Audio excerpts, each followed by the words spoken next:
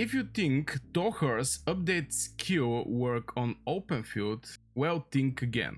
The new skill description has hyped the players, but most are using it completely wrong, or basically understand it completely wrong. In this video I will explain exactly where this buff activated, how to impact your legion, and how to avoid wasting your investment, because wasting investment in Call of Dragons is pretty bad move, because things are not cheap and all the resources require so much time to be gathered. And here we're talking about a skill number 2.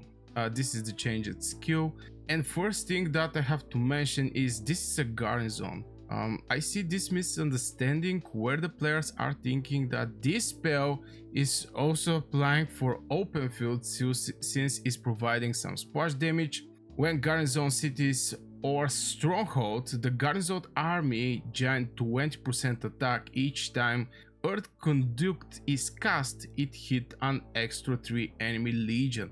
Damage factor 350. There is nothing open field here, and this hero cannot actually use this spell on open field.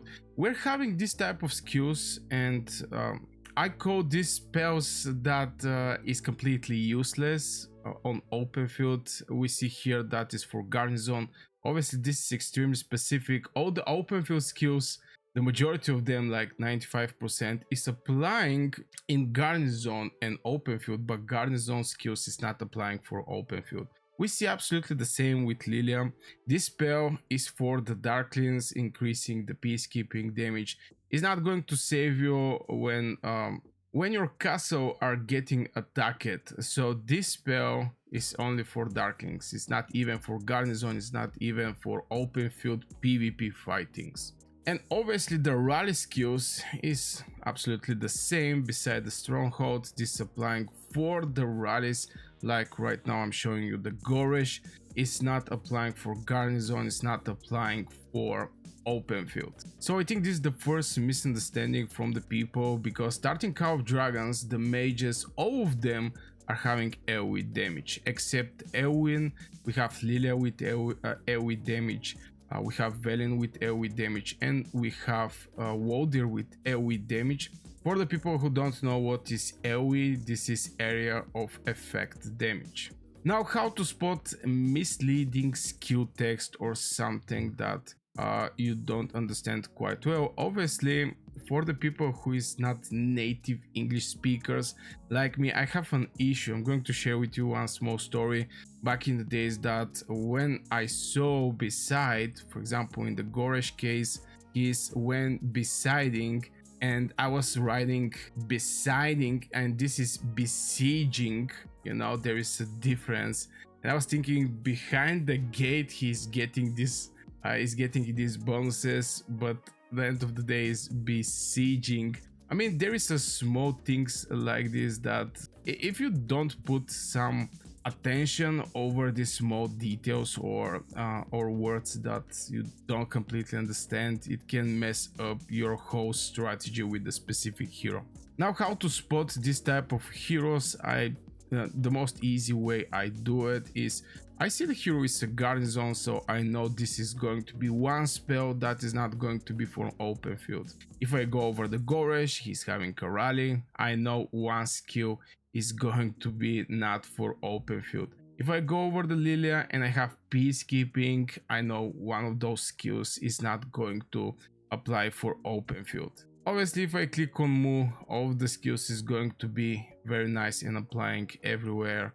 Frygar is actually a hero that is having peacekeeping, and at the same time is not having any kind of peacekeeping spell. So this is not like 100% a way to understand if the hero is having a spell that's not going to apply for battlefield, but it's like 95% from the cases.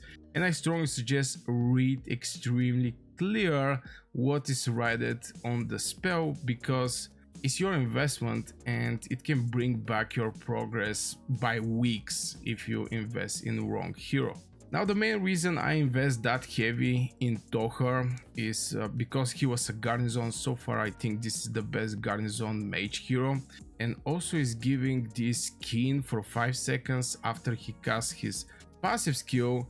Now this spell Tohar is going to hit before every mage in Call of Dragons, so whoever you pair with him, and Tohar is a deputy, is going to give to the main hero or commander this extra boost from 35% extra attack. This is one of the things, and the second one is he is firing before everybody else, as I mentioned. So you're going to get like 1.5k or 3 times 500 damage before any other mage fire up, which is absolutely great in the poking game where you hit and you back and you hit and you back. Like this, you're just going to get some extra damage with Tohar in this type of gameplay. Now the garrison pairing I do with Tohar is Tohar with Bertrand. This is the two hero I use for garrison. Obviously for me the best garrison combo in Call of Dragons right now is maybe going to be something that's boosting the attack. This can be Goresh with Maggrat. This is absolutely crazy booster for cavalry and marksman troop in your castle. You need heroes that is boosting all the legions performance, all the different troop performance, and like this you're just going to get the best value from your legion.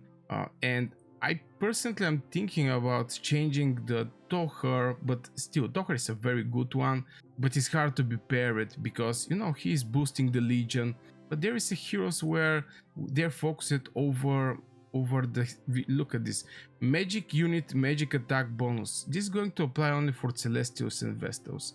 It's not going to apply for cavalry and marksmen, and this is a small things in Call of Dragon that people have to pay attention when they're building their garrison, especially when they have different type of troops inside, which is like 99% from the people, if not 100. Now when to skip this skill entirely if you don't want to use this hero in the garrison. Obviously the other two skills are very nice, and only this one is actually for the garrison, so I strongly suggest go with 5 on the rage skill. After this, open all of the spells if you want, and just level up the spells. Like it's going to be 66% chance to level up skill number 3 and 4 instead of skill number 2, where is actually the garrison. But if you still want to use this hero, you're a hardcore mage main, you cannot afford spending over, for example, Goresh with Maggrat or Mogro Goresh or things like this for your garrison. You can open the second spell and level up the second spell, and after this open the third spell, level the third spell, because 30% magic hero skill damage in the spell number 3 is absolutely crazy. This is the thing that actually win my heart, and many times I was thinking to pair Tohar with Liliya just to boost Liliya damage, since this mage hero Liliya is doing crazy amount of damage, especially if you're able to catch the enemy, stick it together. The AoE and the splash is crazy there. Now, is Tohar still worth building if you're a free-to-play player who never garrison? Yes, because I still think the mages is going to be the main troop for free-to-play players. It's just they're firing it up from safe place, and there is not many alliances who can run so many infantry in the same time, have so many archers, mages on the battlefield. There's just not that many alliances. But even like this, you're going to start learning how to kite from enemy cavalry or infantry, because blink infantry is a nightmare. Also flanking, cavalry flanking is a nightmare. But still, Tohar is one of the very nice heroes. He's from the strongest world, which make getting him one idea more hard from obviously getting Bertrand, which is from the wiki spin. So yeah, for sure Tohar should be at least like the first spell should be 5, like every hero you're using. The first thing you do, you level up the skill number 1 5 times. And don't forget to smash the like if you ever misread a skill and had some regrets. And it's completely fine, we was all there. So I really hope you guys enjoyed this video. If you have any thoughts, any questions, just let me know in the comments below. I'm reading all of my comments. I wish you a great day and see you in the next video. Thanks for watching.